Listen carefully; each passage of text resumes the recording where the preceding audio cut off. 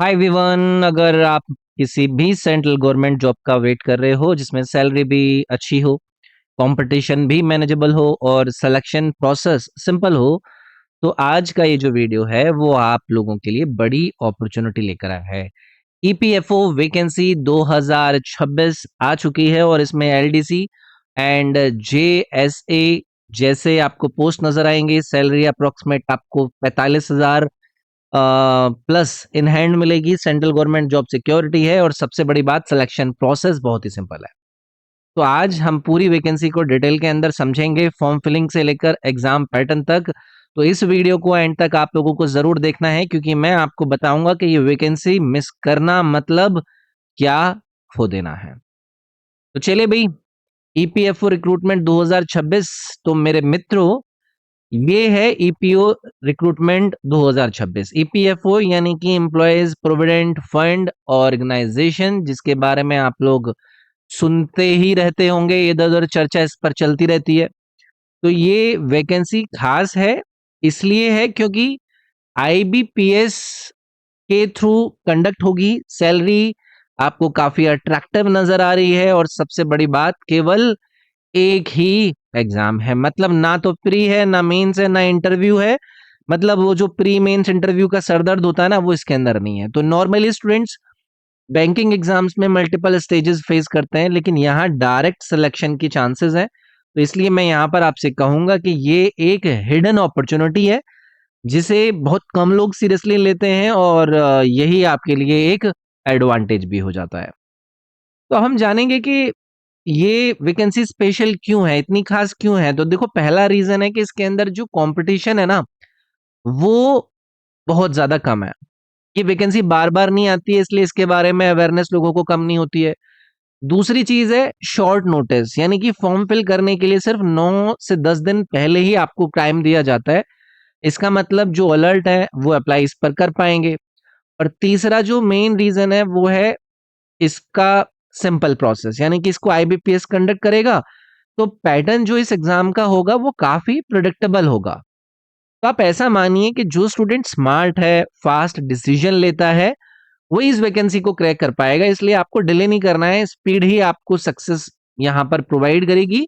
और यही बात को मैंने आप लोगों को यहाँ पर इस स्लाइड में बताया। अब चलो समझते हैं कि ईपीएफओ एक्चुअली में है क्या। ईपीएफओ की फुल फॉर्म सभी लोगों को रटी हुई होती है कि भाई ये एक एम्प्लॉय प्रोविडेंट फंड ऑर्गेनाइजेशन है। इंडिया का एक मेजर फाइनेंशियल बॉडी है जो एम्प्लॉयज के पीएफ पीएफ बोले तो जो आपका प्रोविडेंट फंड होता है उसको मैनेज करता है। अब इसके अंदर जो वर्क है वो क्या है, एक रेस्पेक्टेड डिपार्टमेंट है। ये मिनिस्ट्री ऑफ लेबर के अंतर्गत आता है। प्राइवेट और गवर्नमेंट एम्प्लॉयज के जो पीएफ अकाउंट होते हैं उनको यहाँ पर हैंडल करा जाता है। इसकी जो प्रेस्टीज है, जैसे कि मैंने बताया, काफी इसकी रिस्पेक्ट होती है।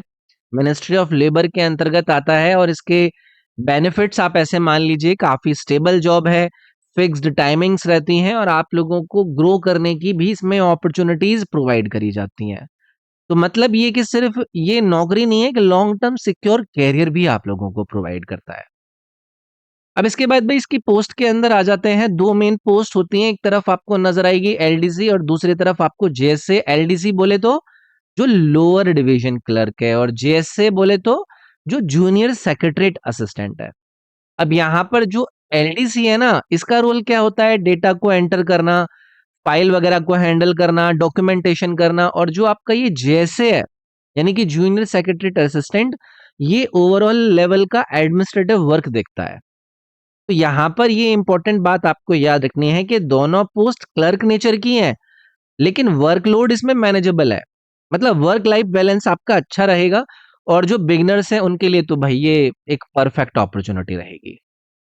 अब भाई टोटल वैकेंसीज देख लेते हैं, जो कि आपकी स्क्रीन पर आपको नजर आ रही होंगी। 153 हैं। स्टेट वाइज डिस्ट्रीब्यूट इनको करा गया है, मतलब आप अपने स्टेट के हिसाब से इसमें अप्लाई कर सकते हैं। कंपटीशन नेशनल लेवल पर है, लेकिन पोस्टिंग रीजनल भी आप लोगों को प्रोवाइड करी जा सकती हैं। तो आप लोगों के लिए एक स्मार्ट स्ट्रेटजी यही होगी कि भाई जहां पर कंपटीशन कम है वहां पर अप्लाई करना तो आप लोगों को एडवांटेज दे ही सकता है ना। तो याद रखना है कि वैकेंसी कम है, लेकिन कंपटीशन उससे भी कम हो सकता है। ठीक। अब इसके भी सैलरी और बेनिफिट्स थोड़ा सा देख लेते हैं। सबसे इंपॉर्टेंट पार्ट है सभी लोगों के लिए सैलरी। तो पे स्केल आपके सामने मैंने यहाँ पर 18,000 से लेकर लगभग 57,000 तक है, जिसमें इन हैंड सैलरी आपको लगभग 45,000 तक मिल जाती है। और एडिशनल बेनिफिट्स में डीए यानी कि डियरनेस अलाउंस जो होता है आपका, एचआरए और बाकी के गवर्नमेंट पर्क्स, वो सब चीजें आपको मिलता है। मतलब फ्रेशर्स के लिए तो ये बहुत ही स्ट्रॉन्ग पैकेज है। और सबसे बड़ी बात ये है कि ये एक फिक्स्ड और एक स्टेबल इनकम है। प्राइवेट जॉब के कंपैरिजन में स्ट्रेस भी इसके अंदर काफी कम होता है। चलिए भी थोड़ी सी क्वालिफिकेशन पर चर्चा कर लेते हैं। एलिजिबिलिटी बहुत ही सिंपल इसके अंदर रखी गई है। ग्रेजुएशन रिक्वायर्ड है किसी भी स्ट्रीम में, बीए, बीएससी, बीकॉम, बीटेक सभी इसके अंदर एलिजिबल है। और कोई स्पेसिफिक सब्जेक्ट रिक्वायरमेंट इसके अंदर इन्होंने नहीं मांगी है। मतलब ऑलमोस्ट हर ग्रेजुएट इसके अंदर अप्लाई कर सकता है। तो अगर आपके पास डिग्री है तो आप एलिजिबल हो। तो सिंपल एलिजिबिलिटी अगर कहीं भी होती है ना, तो उससे अपॉर्चुनिटी काफी हाई हो जाती है। अब भाई इसकी एज लिमिट पर आ जाते हैं। आयु सीमा पर एक बार ध्यान देंगे। मिनिमम एज है इसके अंदर आपकी 21 साल, और जो मैक्सिमम एज इन्होंने रखी है वो रखी है 32 साल। और जो रिजर्व कैटेगरीज हैं उनको रिजर्वेशन इसके अंदर दिया जाएगा, रिलैक्सेशन दिया जाएगा। मतलब फ्रेशर्स हो, एक्सपीरियंस्ड हो, दोनों ही इसमें अप्लाई कर सकते हैं। और अगर आप एसएससी बैंकिंग की तैयारी कर रहे हो तो आप ऑलरेडी एलिजिबल हो। समझ गए? इंपॉर्टेंट डेट्स पर थोड़ा सा ध्यान आपको देना है, जो कि सबसे इंपॉर्टेंट है और सबसे ध्यान से सुनना है, ये बहुत क्रिटिकल है। तो 20 मार्च से भाई इसके ऊपर आवेदन इन्होंने शुरू कर दिया है और लास्ट डेट है 1 अप्रैल। तो जिस दिन मैं ये वीडियो बना रहा हूं उसके 2-3 दिन तक आपको ये फॉर्म फिल करने का अभी भी मौका है। ठीक है, तो थोड़ा सा ही टाइम है। लास्ट डेज में एक्चुअली में सर्वर डाउन होने का रिस्क रहता है, तो आज अप्लाई करो, कल के ऊपर मत छोड़ना। जितना ज्यादा डिले करोगे उतनी ज्यादा अपॉर्चुनिटी आपके हाथ से निकल सकती है। अब मैं इसकी एग्जामिनेशन डेट पर आपसे बात कर लेता हूँ। एक्सपेक्टेड जो एग्जाम डेट है वो इन्होंने मई 2026 दिया है। कंडक्टिंग बॉडी मैंने जैसे कि आपको बताया आईबीपीएस कराएगी। मतलब जो पैटर्न होगा ना वो बैंकिंग एग्जाम के पैटर्न पर हो सकता है। टाइम भी बहुत कम है आपको तैयारी करने के लिए, इसीलिए आपको क्या करना है, आज से ही प्रेपरेशन को शुरू करना है। तो 1 मंथ की स्मार्ट स्ट्रैटेजी अगर आप बनाते हैं तो सिलेक्शन काफी पॉसिबल हो सकता है। अब एक बार थोड़ा सा इसका सिलेक्शन प्रोसेस समझ लेते हैं। भी बहुत सिंपल है। सीबीटी यानी कि जो सिंगल ऑनलाइन एग्जाम होगा वो आपका कराया जाएगा। ना कोई प्री है, ना कोई मेंस है, ना कोई इंटरव्यू है। मतलब सिर्फ एक एग्जाम क्लियर करो और आपकी जॉब पक्की। और ये सबसे बड़ा एडवांटेज है इस वैकेंसी का। तो अगर आप अच्छे से फोकस्ड प्रेपरेशन करते हो तो मतलब आपके लिए आपका ये डायरेक्ट सिलेक्शन तैयार है। अब थोड़ा सा इसका एग्जामिनेशन पैटर्न देख लेते हैं भाई। इंग्लिश में आपको 25 सवाल पूछे जाएंगे, मैथ में 25 सवाल पूछ रहे हैं, रीजनिंग में 25 हैं, और आपका ईपीएफओ एडमिनिस्ट्रेशन जो लॉज है उस पर 25 सवाल आपसे पूछे जाएंगे। तो टोटल 100 सवाल, और टोटल जो पेपर होगा वो भी 100 नंबर का होगा। तो पेपर काफी बैलेंस्ड है, हर सब्जेक्ट इक्वल इंपॉर्टेंट है। तो स्ट्रैटेजी आपके लिए बस यही है कि वीक सब्जेक्ट आपको इग्नोर नहीं करना है, उन पर अच्छे से आपको ध्यान देना है। अब मैंने यहाँ पर ना एक कंपैरिजन भी डाला है कि बैंक के जो एग्जाम होते हैं और जो ईपीएफयू के एग्जाम्स होते हैं उनका कंपैरिजन थोड़ा सा देखते हैं कि भाई जो बैंक का एग्जाम होता है उसमें 1 घंटे में आपको 100 सवाल पूछे जाते हैं। तो काफी हाई प्रेशर होता है इसमें, यानी कि 36 सेकेंड ही आप हर सवाल के ऊपर लगा पा रहे हो।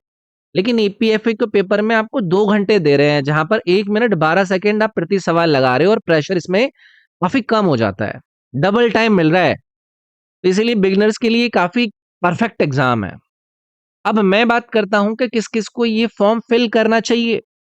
तो कोई अगर बैंकिंग की तैयारी करने वाला स्टूडेंट हो, कोई एसएससी एग्जाम्स की तैयारी कर रहा है, या फिर अगर कोई तेज छात्र है, स्मार्ट स्टूडेंट है, अगर आप ऑलरेडी प्रिपरेशन कर रहे हो तो एग्जाम आपके सिलेबस में ही आता है। मतलब एक्स्ट्रा मेहनत नहीं करनी है, फिर बस आपको आपका एक स्मार्ट अटेम्प्ट ही देना पड़ेगा।